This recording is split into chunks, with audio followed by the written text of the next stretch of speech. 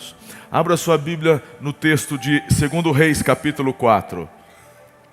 2 Reis, capítulo 4, a partir do verso 8. Este é um texto que mexe muito comigo e fala muito ao meu coração.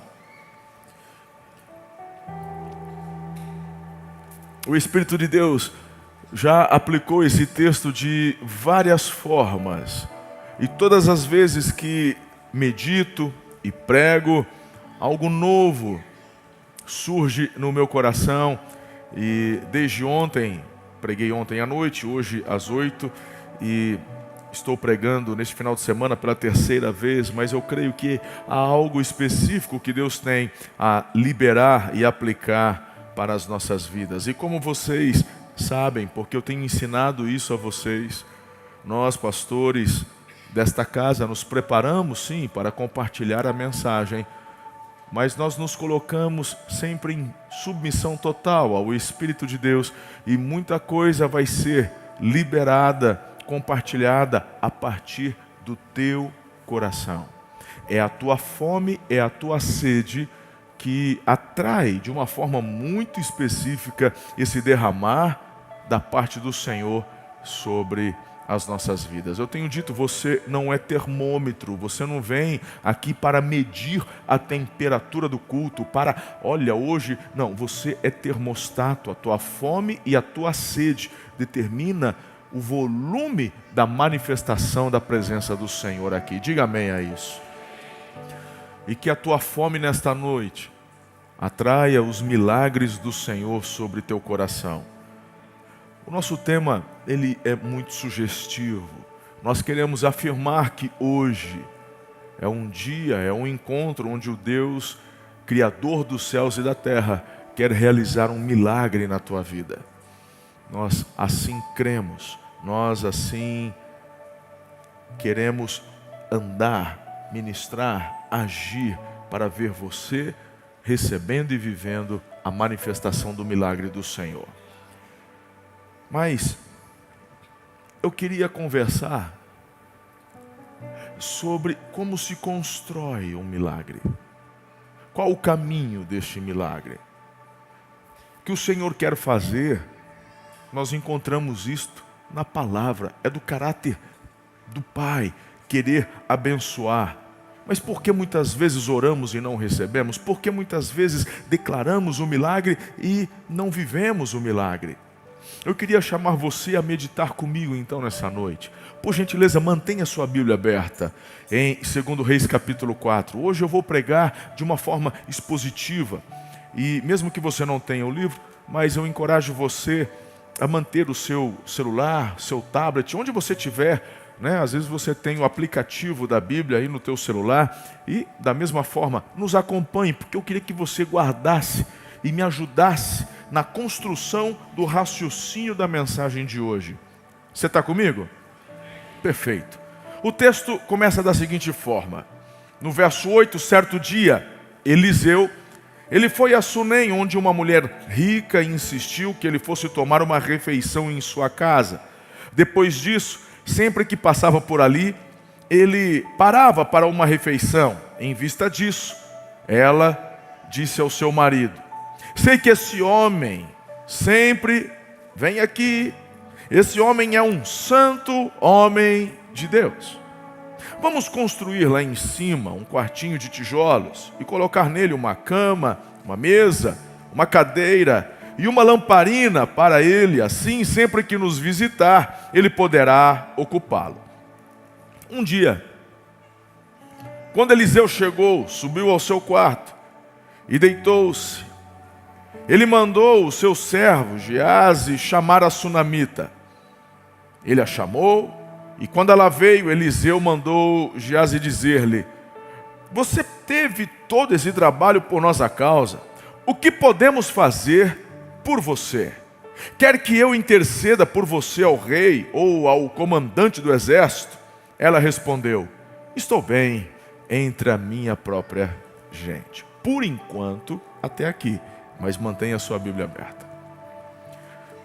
Eu queria chamar a sua atenção e vamos fazer uma análise, uma interpretação dentro do seu contexto. Você já sabe, histórico, geográfico, linguístico e cultural, de forma a absorvermos aqui uma boa exegese, a fim de podermos compreender o que, na verdade, o amado Espírito Santo quer ministrar aos nossos corações, no que tange a construção de um milagre, no que tange o Senhor realizar sobre a tua vida também um milagre. Eu queria que você entendesse que não se trata de barganha, e dentro deste problema que eu enxergo no mundo evangélico, principalmente no Brasil, o tal do sincretismo, que quase todos os finais de semana eu faço questão de pontuar, a fim de que você fique imune a tais sincretismos. Talvez alguns de vocês se achegaram à nossa família com estes pensamentos. Pensamentos estes, de que, olha, para receber um milagre, eu preciso fazer algo, agradar a Deus, ou ser bem bonzinho, ou não errar, e tantos pensamentos assim, outros ous. Quando eu olho para essa mulher, eu vou trazer um detalhe que eu enxergo que é muito pontual, mas não se trata de compra, barganha, mas de um coração que está alinhado, como a gente tem ouvido, inclusive, em nossas ministrações de generosidade nessa casa. Mas eu queria que você prestasse atenção, porque essa mulher, ela enxerga Eliseu, e quando olhamos para o Antigo Testamento, percebemos que, diferentemente do dom do profeta nos dias atuais, que é derramado sobre a igreja, naquela época, este profeta era praticamente um interlocutor entre Deus e o povo. O rei de Israel e todos os reis, eles, se quisessem andar nos caminhos do Senhor, precisavam ouvir os conselhos de um profeta temente a Deus. Elias foi um profeta que, num tempo de adultério espiritual, levantou a sua voz e trouxe um alinhamento. A nação no Monte Carmelo se quebranta, se arrepende. Eliseu é o substituto de Elias e recebe de Elias uma porção dobrada dessa unção. Ele tem seus discípulos, ele tem uma escola de profetas, e ele quer levantar, sim, uma geração de homens que, dirigidos pelo Espírito Santo, trouxesse ao povo direcionamento, alinhamento. E nesse exercício ministerial, Eliseu, viajando para lá e para cá, essa mulher, que não sabemos o nome dela, a Bíblia não diz, a chamamos de sunamita por conta da região onde ela morava, a região de Sunem, a cidade de Sunem, e então a sunamita, mas não sabemos o nome. Ela observa, o profeta está sempre passando por ali, e ela então o convida para uma refeição. Bom, eu queria afirmar a você que não se trata apenas, por conta inclusive da construção do meu pensamento, do meu raciocínio, por isso eu peço que me acompanhe. Na minha visão, não se tratava apenas de uma simples refeição, de uma generosidade no sentido de, poxa, coitado. Não, ela sabia muito bem quem era Eliseu. Tanto que ela disse para o marido, um santo homem de Deus. E sempre que passava então por ali, parava para uma refeição. Já era um ponto de apoio. Como se não bastasse essa mulher se ver compelida a fazer algo mais. Meu Deus, já oferecer um momento de repouso, de paz, de alimento, já era algo tão bom, mas ela sente de fazer algo mais. Ela conversa com o marido, pede permissão ao marido, vamos fazer um quartinho, mas não, de tijolos. Vamos colocar uma cama, uma escrivaninha, uma lamparina, um lugar onde o profeta não apenas tenha pouso, mas o profeta possa escrever, estudar, ouvir, discernir. O marido concorda, e assim acontece. Na leitura que fizemos, chegamos até o ponto onde o Eliseu estava um dia exatamente nesse quarto. Não sabemos quanto tempo passou. 1 ano, 2 anos? Não sei. mas um bom tempo. Lembre-se que ele já costumeiramente parava lá para as refeições. O Eliseu está ali. E ele diz, eu preciso fazer alguma coisa. E talvez você diga, é uma gentileza, ele está constrangido por conta da generosidade daquela mulher. Ok, num primeiro momento também pensei isso. Tanto que ele fala para o seu discípulo, chame-a.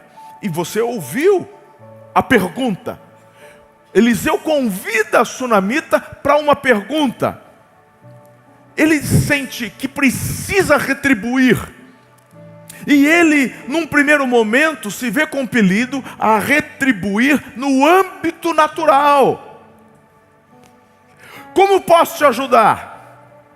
Porque tem algo que eu tenho, que eu posso diretamente ajudar você. O Eliseu ainda sequer estava totalmente convencido de que o que precisava fazer era algo no âmbito espiritual, porque ele propõe algo da terra. Ele propõe o seguinte: eu conheço reis, você quer que eu fale de você? Eu conheço comandantes, você quer que eu fale de algo, de alguma demanda, de algo que você necessita, algum julgamento que você precisa agilizar? Eu tenho influência, posso ajudar aqui no âmbito da terra. A resposta dela qual foi? Eu estou bem. Eu estou bem no meio da minha gente. Não se esqueça, o texto começa dizendo que ela era uma mulher rica. Não é o que o texto diz? Uma mulher rica. Bem, se fosse só uma questão de gentileza, o assunto terminaria aqui. Vida que segue. Mas eu chamo a sua atenção porque, olha só, a continuação do texto, no verso 14, mais tarde Eliseu perguntou a Geazi, o que se pode fazer por ela? Ou seja, não é algo apenas de querer expressar gratidão pela gentileza, tem algo dentro do Eliseu sendo provocado. E aqui entra a minha tese. Eu queria que você prestasse atenção e vou fazer inclusive um link com um evento que aconteceu com o discipulador, o mestre de Eliseu, o Elias. Quando aquela mulher dá a Eliseu uma refeição, não era para Eliseu, era ao Senhor. Tá, deixa eu desenhar melhor isso aqui para você.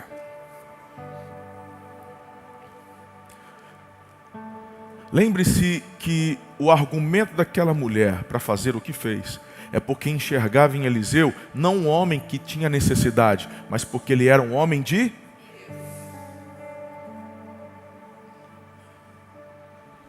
Algo dentro dela a impelia a fazer, inclusive mais do que a refeição, um quartinho, o quarto do profeta. O Elias, quando a nação de Israel estava em adultério espiritual, por conta da Jezabel, adorando a Baal, o Deus da fertilidade, o Deus da agricultura, da chuva, então, por ordem de Elias, no mundo físico, o espiritual se manifesta e os céus se fecham, não chove. E ele então está se hidratando em um riacho, mas esse riacho, por falta de chuva, se seca. E Deus diz para ele, tem uma mulher, uma viúva, já dei ordem a ela, vá para lá porque ela vai te sustentar, vai ter comida lá. Quando o Eliseu vai na direção da ordem de Deus, de fato ele encontra uma mulher que está pegando uns gravetinhos, e aí o Elias pede para ela, né? Por favor, me dê um pão, preciso de um pão, de uma água. Ela fala, meu senhor, homem de Deus, eu vou falar uma coisa, eu juro pelo Senhor que está diante de mim, eu só estou pegando esses poucos gravetos, porque eu tenho um punhado de farinha, um pouquinho de azeite, vou amassar um pãozinho para comer eu, meu filho, e depois esperar a morte, porque não tem mais nada. Se lembra desse texto? O que o Elias diz para essa mulher? Primeiro, eu fico pensando, bom, cadê a história de que Deus já tinha falado para ela? Cadê Se Deus já deu ordem para... Acontece que havia no mundo espiritual a determinação do que Deus iria fazer. O milagre, ele começa antes de você pedir. Só que o Elias dá uma dica, dá um direcionamento e fala: vá lá, faça o pãozinho que você quer fazer, mas dê para... Numa leitura sem fundamento, numa leitura bem superficial, a gente pode até achar o Elias meio, poxa, né? Que falta de educação. Mas ele não está pedindo para ele é um canal. O Elias está dizendo para aquela mulher: faça o pão e oferte ao Senhor. Eu sou apenas o meio, eu sou apenas a forma como você vai ofertar isso a Deus. E ele dá uma palavra: a farinha não vai acabar e o azeite não vai acabar.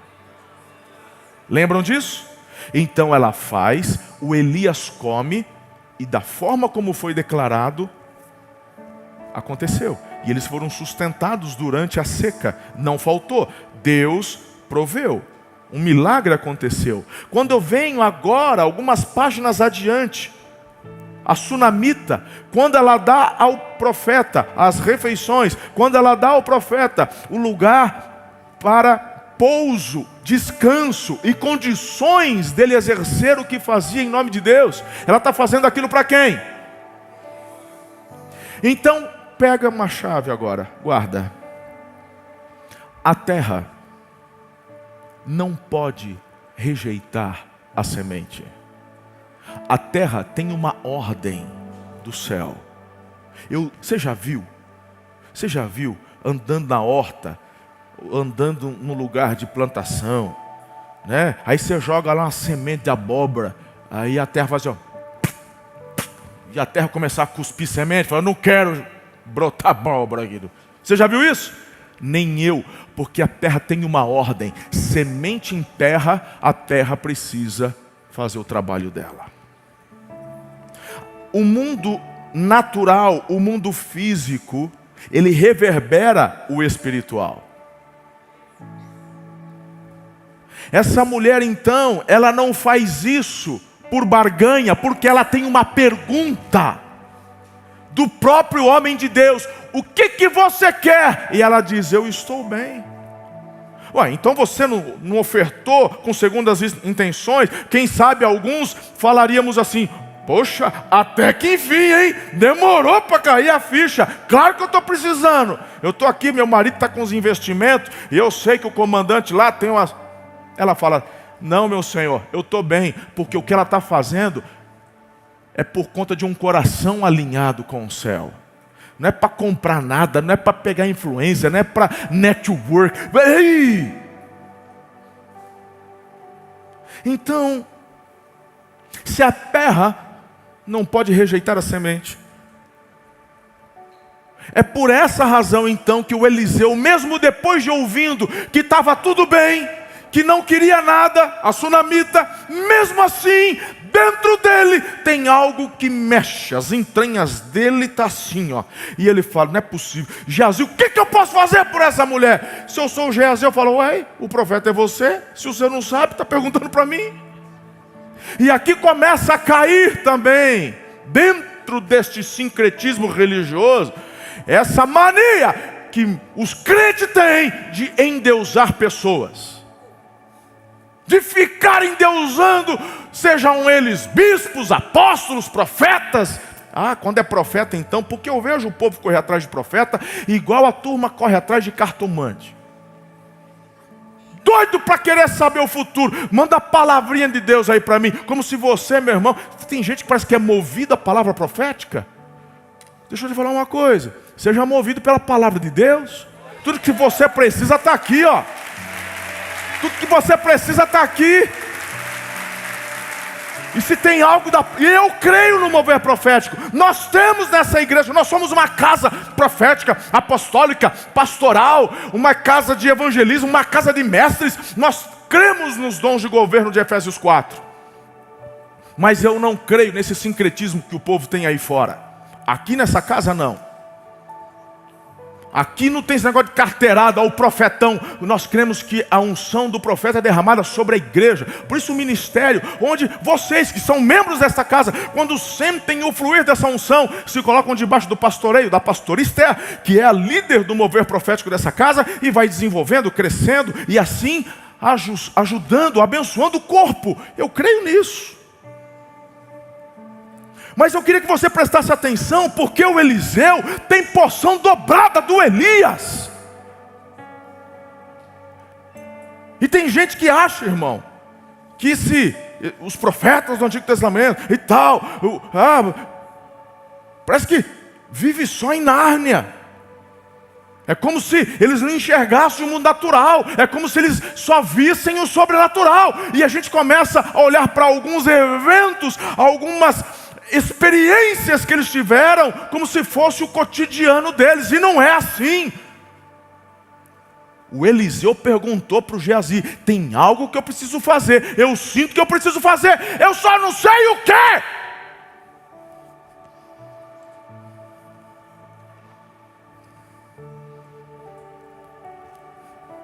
Você está exagerando, bispão. Quem que foi o maior de todos os profetas? Quem foi? Quem foi o maior de todos os profetas? Fica a boca cheia de arroz. Jesus falou que foi João Batista. Se ele falou, não tem disputa.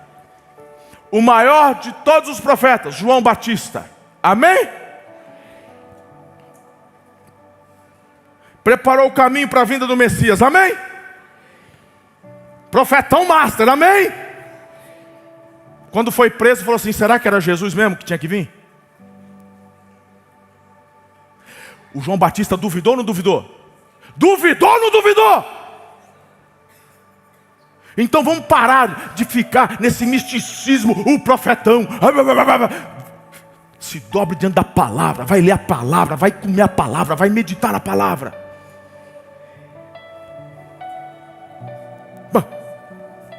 Para você entender o que eu estou falando, a resposta do Geazi não é uma resposta espiritual. É uma resposta fruto de observância natural. E diz assim: eu vi que essa mulher não tem filho. E me faz pensar que o Eliseu também era pouco observador. Quando o camarada é profeta de ofício, desculpa, Esther, mas é tudo meio esquisito mesmo.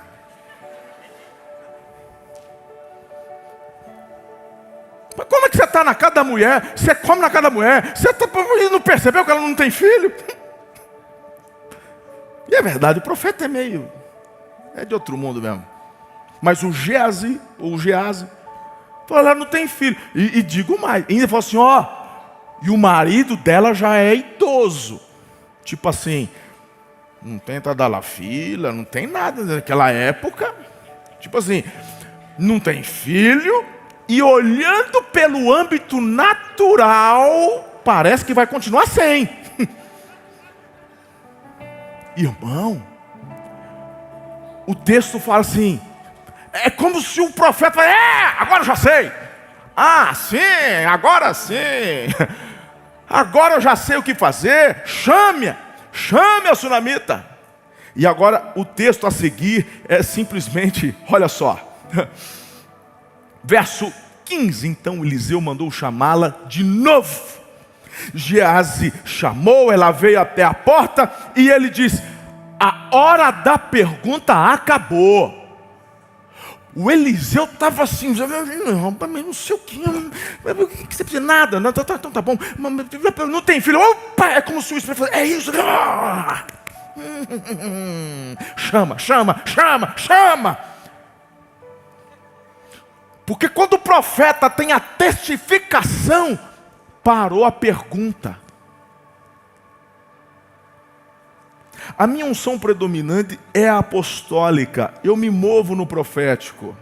E muitas vezes eu tenho apontamento. Fico igual a Eliseu. Rapaz, eu sei que eu tenho que liberar algo, mas não tenho muita certeza.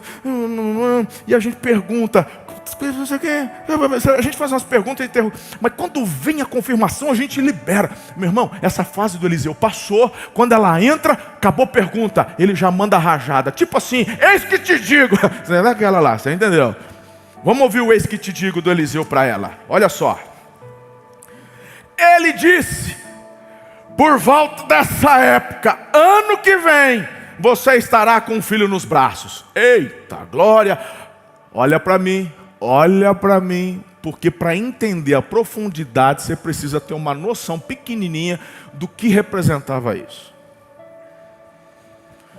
Naquela época, uma mulher, quando se casava, ia para a lua de mel, ela já orava que eu volte de lá grávida. Imagina você, quem está noiva aí? Tem alguém? Tem uma noiva aí? Quer que eu libere uma palavra para você voltar grávida da lua de mel? Não? Pode, tudo bem, né? Um tempinho, ok. Eu fiz isso com a Letícia sábado, a minha filha também não quis, vai casar. Amém, amém. Seja no tempo do Senhor então. Mas naquela época não, naquela época queria engravidar na lua, quanto antes. Sabe por quê? Porque não é como hoje, que se você ficar viúva, a aposentadoria do teu marido fica contigo até o teu passamento. Não é como hoje, que os bens de vocês ou do marido fica contigo.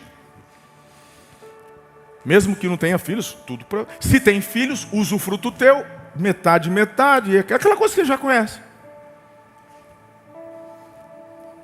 Naquela época é assim: o marido morre, o filho assume. E se não tem filho?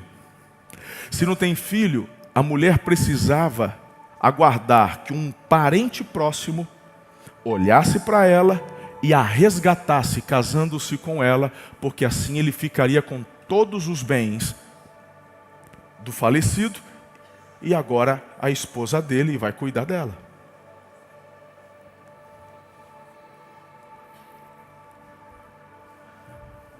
Por isso que Jesus na cruz, como filho mais velho, os seus irmãos mais novos haviam se afastado, fugido. Por isso que na cruz ele olha para o João e transfere para João a responsabilidade que era dele, porque Jesus veio cumprir toda a lei. E diz: eis aí a tua mãe, mulher, eis aí o teu filho. Então a sunamita, quando chega, passa 1 ano, 3 anos, 5 anos, casamento, nada de filhos. Imagine todo mês a decepção. Você consegue imaginar isso? Mas agora ela tem uma palavra do homem de Deus. E ela sabia que o Eliseu era homem de Deus.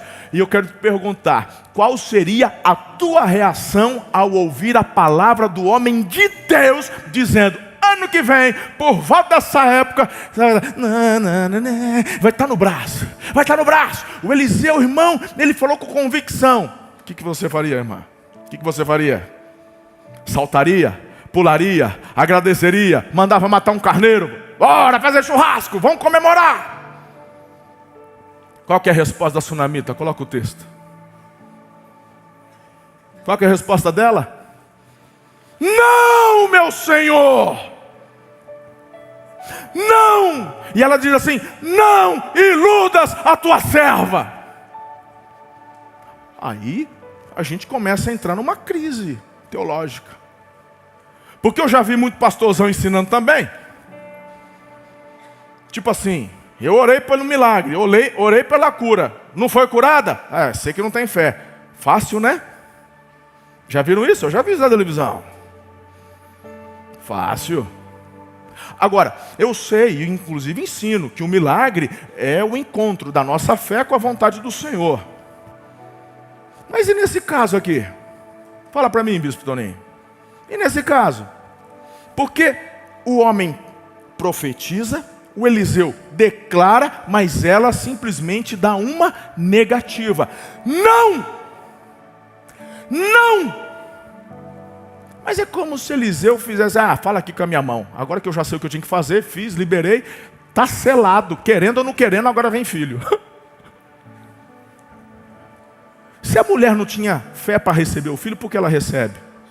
Porque eu ensinei vocês que a terra não pode rejeitar a semente que é lançada.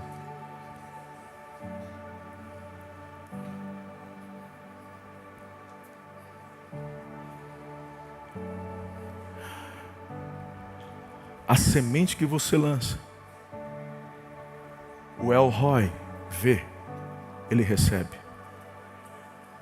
Na terra talvez sejam homens que administram. Talvez não, é assim. Somos nós que administramos. Vamos construir, vamos reformar, vamos pagar aluguel, vamos pagar salário, vamos isso, vamos ajudar aqui, vamos construir lá, vamos ampliar, blá, blá, blá, blá. É aqui na terra. Mas quando você entrega, você está entregando para quem? Se você não tem essa consciência, nem deveria fazer. A Bíblia fala que Deus ama, lá em Paulo, em Coríntios, que Deus ama quem dá, quem contribui, quem oferta com alegria, porque sabe que está fazendo isso para o Senhor. E quando você faz isso para o Senhor, a terra não pode rejeitar a semente. Não é forte isso? A mulher não creu na palavra, mas a semente já tinha sido lançada e já estava multiplicando, já estava germinando. Não é incrível isso? Posso continuar? Eu queria que agora você prestasse atenção, porque tem muita gente que Deus abre portas, Deus faz milagres, e aí, no interlúdio da vida, problemas acontecem, dificuldades surgem, adversidades se manifestam. E aí você fala, então não era Deus, porque se foi Deus que me abençoou, se foi Deus que fez o milagre, eu não podia estar passando problema, dificuldade, enfrentando doença. Olha o sincretismo. Quem lembra do Lázaro, que Jesus ressuscitou? Lembra dele? Passou aqui semana passada, gente. Visitando a gente aqui, ó. Não? Sabe por que não? Porque ele morreu de novo. Se você não sabe, não virou o Highlander. O Deadpool, cortou a cabeça, cresceu outra no lugar. Não, irmão, Jesus fez. Sabe o cego de Jericó? Filho de Davi, tem misericórdia. O cego que voltou a enxergar, morreu também. Aquela de fluxo de sangue, também morreu. Irmão, Deus faz milagres. E os milagres que Ele faz têm a ver com a nossa experiência aqui na terra, a fim de que o nome dEle seja honrado e glorificado, e que você seja um instrumento de louvor nas mãos do Senhor. Mas isso não significa que você não vai passar por dificuldades, problemas. Vamos continuar crendo e confiando no Altíssimo. Tendo dito isto, me acompanhe. Olha o que o texto diz. Tudo lindo. O que aconteceu no ano seguinte?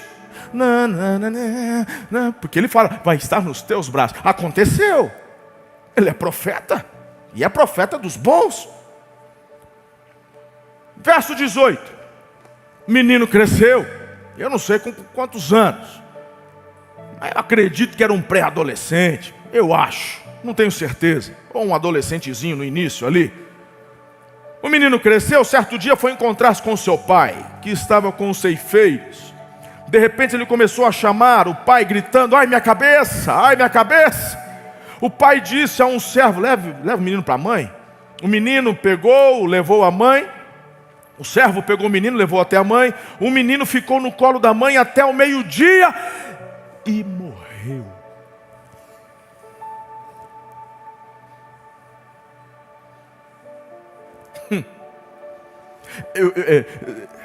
Essa pausa dramática que eu faço é que eu fico imaginando você que está aqui pela primeira vez, que nunca ouviu essa história. Você é nada, ué. Não, pode perguntar. Porque eu perguntei quando li a primeira vez. Se era para morrer, por que deu? Não era meu, ficou sem um milagre? Não era verdade? Porque ela já estava assim, tranquila. Tipo, eu já assumi que não vou ter filho. Morreu. Agora, sabe o que me chama a atenção? É que a mulher que não tinha fé para ter filho e teve filho, quando ele morre, já não é mais a mesma mulher sem fé. Sabe o que ela faz? O que ela faz? Ela pega o corpo agora sem vida do menino e acessa o quê? Leva para onde? Ela leva para a oferta. Ela acessa a oferta. Você vai falar para mim que o quarto do profeta era melhor que o quarto dela? Você vai falar para mim que o quarto do profeta era melhor que o quarto que ela fez para um menino? Um menino que nasce na velhice do pai. O menino herdeiro. Irmão, se é comigo é o melhor quarto, é o maior quarto, é o mais confortável. E não se engane. Não se esqueça, o quarto do profeta era no sobrado, era para cima. É muito mais fácil pegar o corpo dele e deixar no quarto dela ou trancar no quarto do próprio menino. Mas ela oferta, ela acessa o quê? A oferta. Ela vai para onde tudo começou. Porque ela entendeu. Ela entendeu que o que ela recebeu foi fruto de um favor divino. E ela acessa a frutificação e ela acessa esse favor, deixando o corpo ali no quarto. A prova que eu dou para você que essa mulher já não era mais a mesma mulher, já não era mais a mulher que duvidava, é que quando ela deixa o corpo, a Bíblia fala que ela tranca a porta, fecha a porta, desce e ela vai até o marido. E ela fala assim: prepara uma jumenta para mim, separa um servo, uma serva, que eu vou falar com o homem de Deus. Fala: mas benzinho, não é nem lua nova, nem sábado. Ela responde: suave na nave, está tudo bem, eu vou e volto. Vou e volto. Quem é casado aqui? Quando a gente chega em casa e a mulher chorou à tarde, ela consegue disfarçar da gente? Não tem como, irmão. A bispa fica parecendo uma rena do Papai Noel, nariz vermelho desse tamanho, a sobrancelha fica grossa, vermelha. O que foi? Nada. Fala: nada, já vamos pular essa parte. Já fala. Chorou por quê? Já me causa espanto o fato do marido não ouvir os gritos da sunamita lá do campo dos ceifeiros. Uma vez eu perdi um cachorrinho. Lembra disso? Que um cachorrinho que morreu no meu colo. Tinha uns 6 meses, era um pastor alemão. Que era um xodó meu que eu cuidava. Envenenou, veneno de rato lá, morreu. Deu a última respiração. Eu era um adolescente, devia ter uns 17 anos, eu acho, 16, 17 anos. Uma coisa assim. Meu irmão, eu chorei por causa do cachorro. Imagina um filho. Está de brincadeira comigo? O marido encontra, fala: mas está tudo bem? Está tudo bem, eu vou lá e volto. Ou essa mulher é muito farsa, ou tem muita fé. Eu fico com a segunda opção. Ela vai. Quem está na porta lá da casa, sei lá se está na sacada tomando chimarrão, tereré, o Eliseu. Quem está do lado dele? O discípulo dele, o Geazi. O Eliseu olhou, pegou o óculos dele. Ô Geazi, não é a sunamita? Falei: assim. Ué, vai lá perguntar para ela. Pergunta se está tudo bem com ela, se está tudo bem com o marido dela, se está tudo bem com o filho dela. De novo, se eu sou o Geazi, falo assim: rapaz, tu que é o profeta, eu que tenho que perguntar. Mas manda quem pode, obedece quem tem juízo. Ele foi. E ele pergunta: está tudo bem contigo, teu filho, teu marido? Qual que é a resposta da sunamita? Põe o texto aí, para o povo ler. Tem gente que não traz Bíblia para a igreja. Põe aí. Você entendeu que foi uma lapada com amor. Você percebeu, né? Que é para você trazer Bíblia na igreja, pelo amor. Nem que seja no celular, mas traga. Qual que é a resposta dela? Qual que é a resposta da sunamita? Fala para mim se a gente não entra em crise. Tudo bem. O menino volta, fala: está tudo bem. O profeta sossega. Agora coloca o versículo seguinte para o povo ler. Quando ela chega na frente do Eliseu, ela se joga nos pés do Eliseu, agarra o Eliseu e diz assim: porventura te pedi alguma coisa? Meu irmão, o clima ficou tão tenso, tão pesado, que o Geazi tentou tirar a mulher, levantar a mulher, e o profeta disse: larga ela, porque Deus não me revelou nada.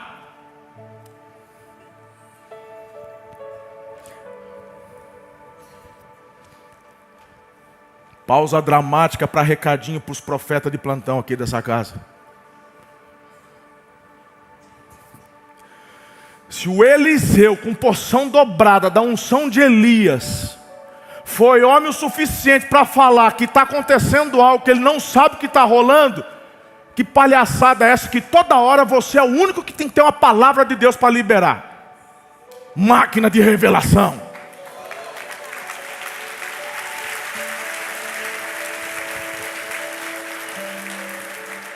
Se Deus deu, Deus deu. Se Deus não deu, te dá um conselho com muito amor: cala a boca, fica quieto. Porque se fosse no Velho Testamento, as tuas palavrinhas proféticas que não acontece, você seria apedrejado. Porque era pena de morte falar que Deus falou e não acontecer porque Deus não tinha falado.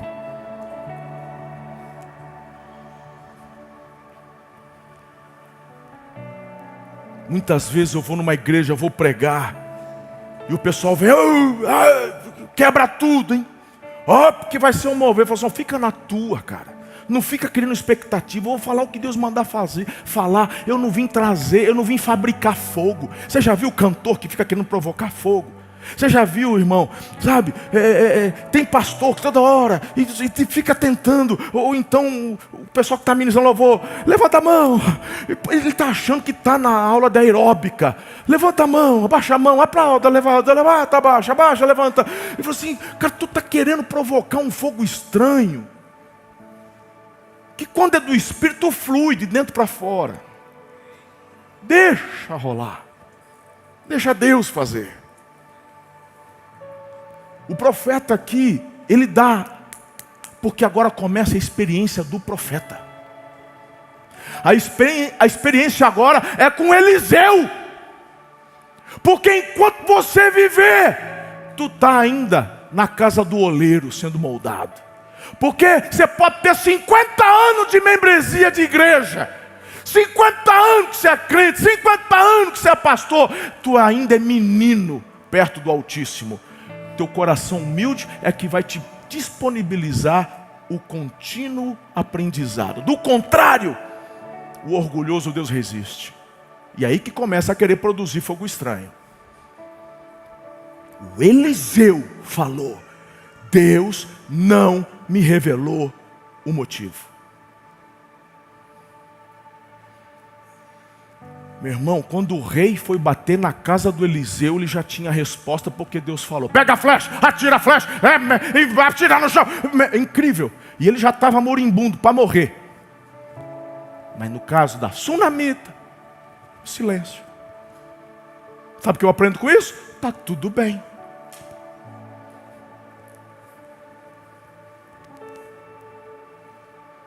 O Eliseu fala para o Geazi, pega meu bastão, corre lá, põe em cima do corpo do menino. A mulher fala assim, juro pelo Senhor, que se você não for comigo, eu não arredo o pé daqui.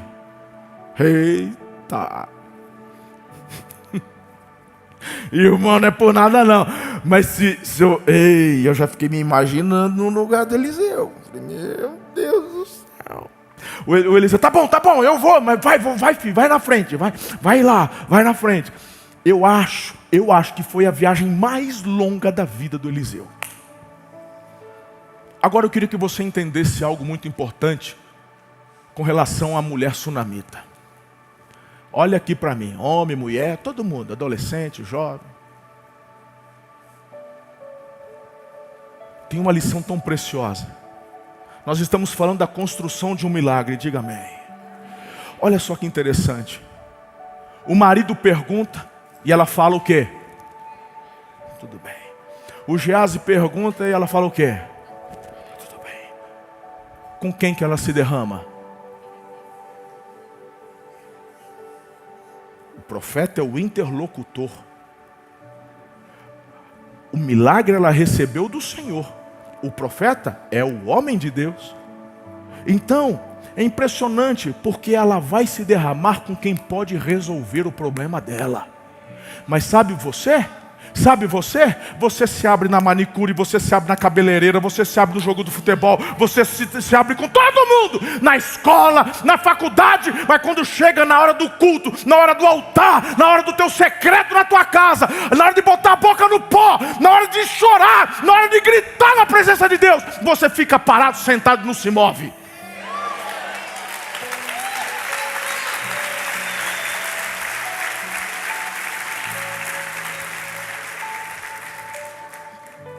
Servimos ao mesmo Pai. Ele é o mesmo ontem, hoje e é para todo sempre. Você só precisa ajustar teu coração. Tem gente que num apelo não levanta do lugar porque fica com vergonha. Vergonha do que vão pensar. Ah, porque se eu for lá na frente vão achar que eu estou em pecado. Verdade que você está preocupado com os outros? Por isso que a Maria Madalena foi liberta. Por isso que a mulher do fluxo de sangue foi curada. Por isso que o cego de Jericó, mesmo os outros mandando ele calar a boca, ele gritava ainda mais alto: Filho de Davi, tem misericórdia de mim. E eu tenho ensinado e falado para vocês, porque nós viramos essa página. Essa é um lugar seguro. Aqui você está em família. Aqui você tem oportunidade de se derramar na presença do Altíssimo. Você pode fazer isso na sua casa, mas há momentos como esse, onde um ambiente de milagre está sendo construído. Teu coração queima, arde. Daqui de cima eu vejo muitos durante a mensagem chorando, mas na hora do apelo, na hora de se derramar, na hora de clamar, você se segura. Por quê?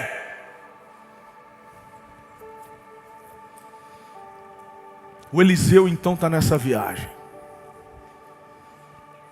Se eu sou Eliseu, eu orava assim: Deus, por que o Senhor não me falou nada?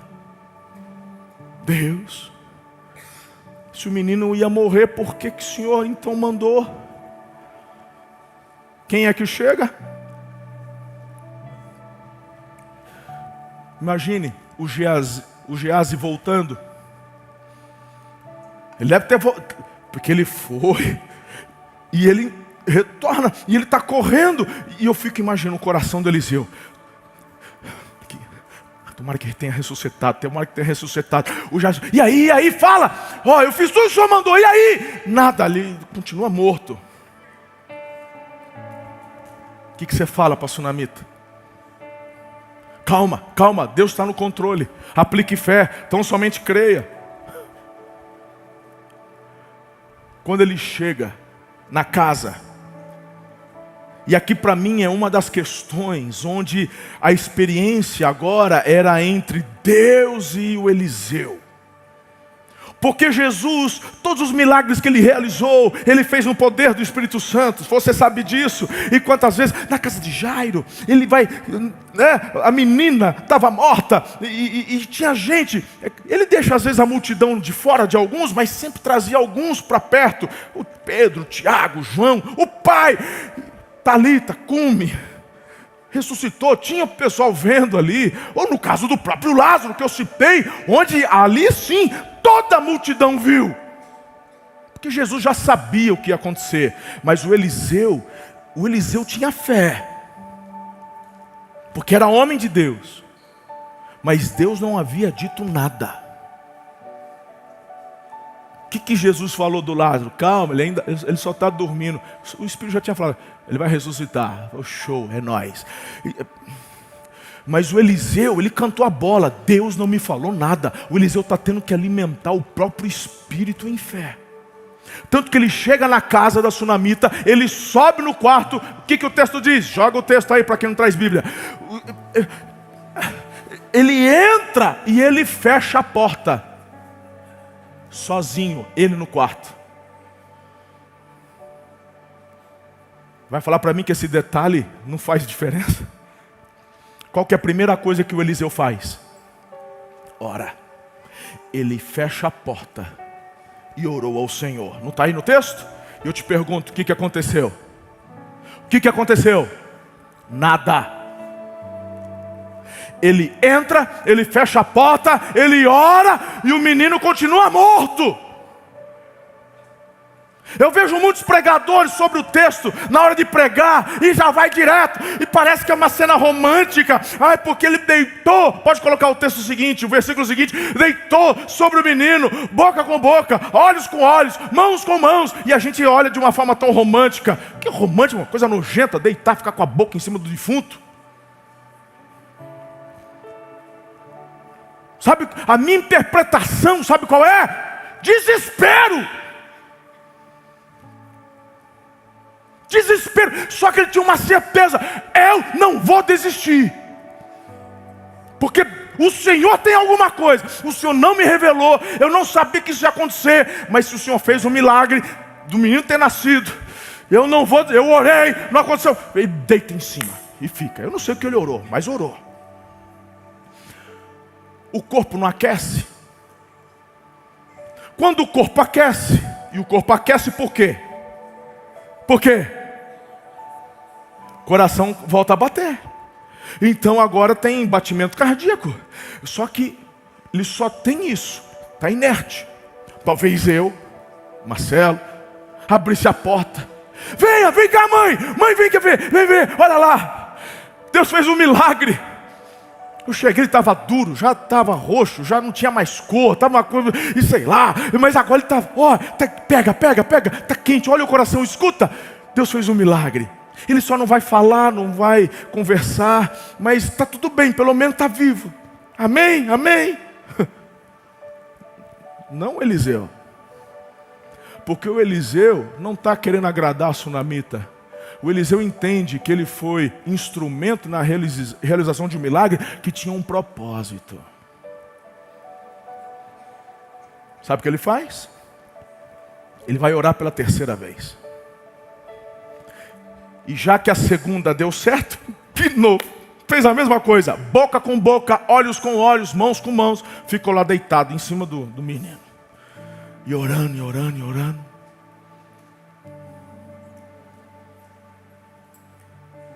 Jesus certa vez foi curar um cego.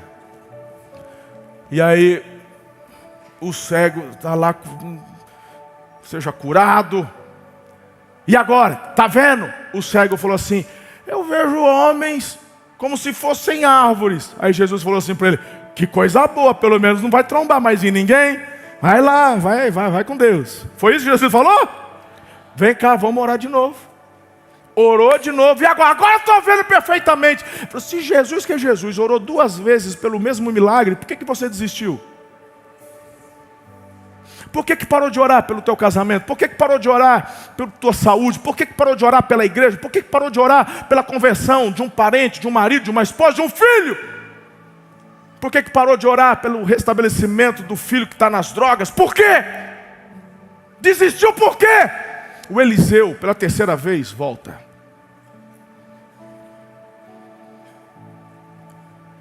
Agora, quando você estiver num ambiente de milagres,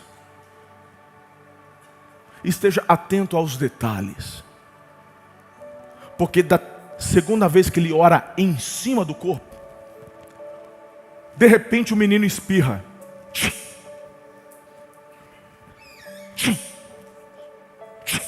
3. 4, 7. Sabe por que a gente sabe que o menino espirrou 7 vezes? Porque quando da primeira ele espirrou, Eliseu começou a contar.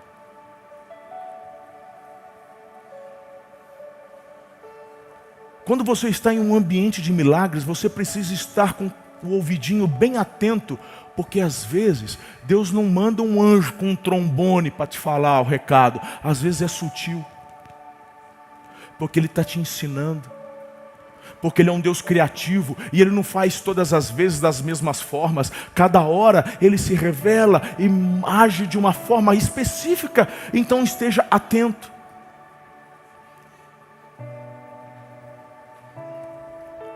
Alguns de vocês falam, mas por que tem a ver? Espirrou 7 vezes. Quando ele parou de contar 7, o Eliseu entendeu.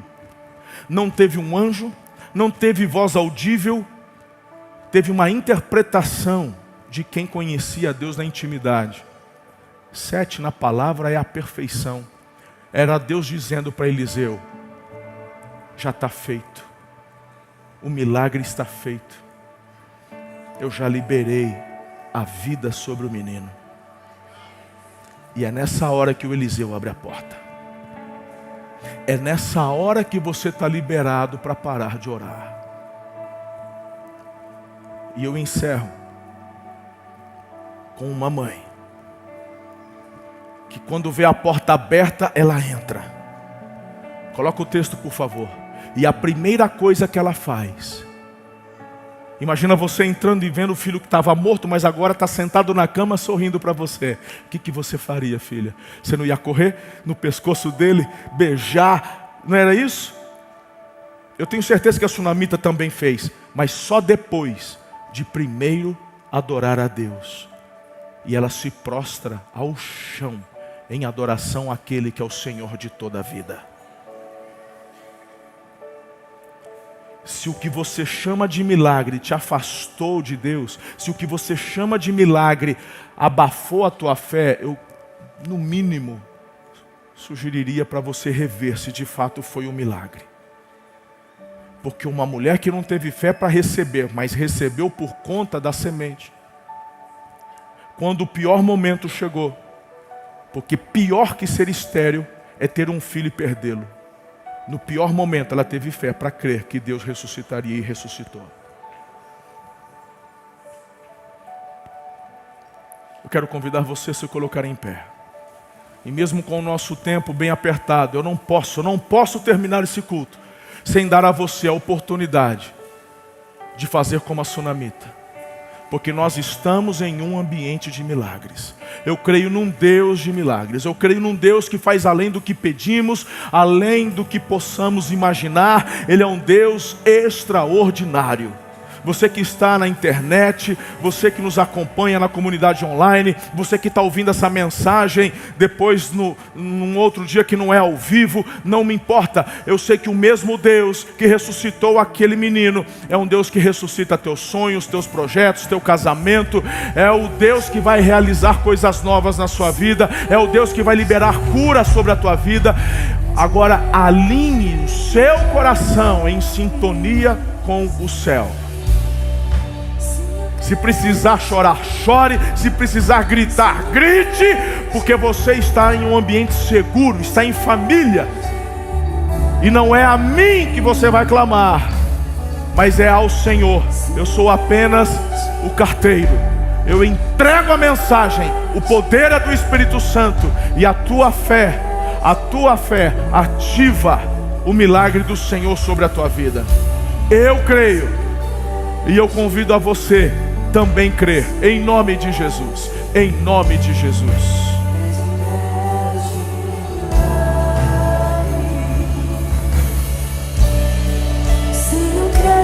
Enquanto canta, coloque o seu pedido diante do Senhor. Enquanto canta, clame. Enquanto canta, declare. Se preciso, peça para Ele aumentar a tua fé. Mas você não pode sair da mesma forma que você chegou. Nós cremos num Deus de milagres. Num Deus de milagres.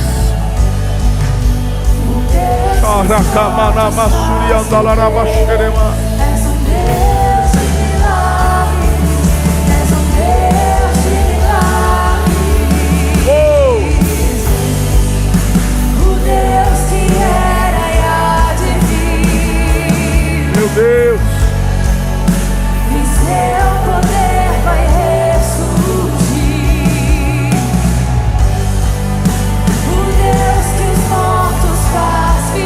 Deus que faz além do que pedimos ou pensamos. Além do que pedimos ou pensamos, Pai.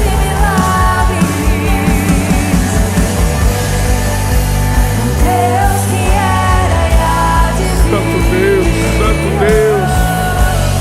Oh, Jesus. Faz um milagre, Senhor. Toca, Pai. Toca, Senhor, cada vida, toca cada coração. Toca, visita, dá ordens aos teus anjos nesse lugar. Há anjos do Senhor nesse lugar tocando a sua mão. Há anjos do Senhor nesse lugar trazendo a bênção do Altíssimo sobre a tua vida. Anjos do Senhor, anjos ministradores da parte de Deus nesse lugar, nesse ambiente.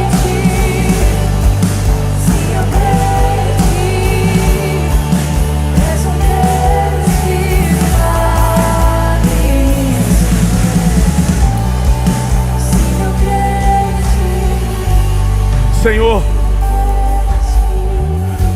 aos olhos humanos, como é que pode alguém morto voltar a viver?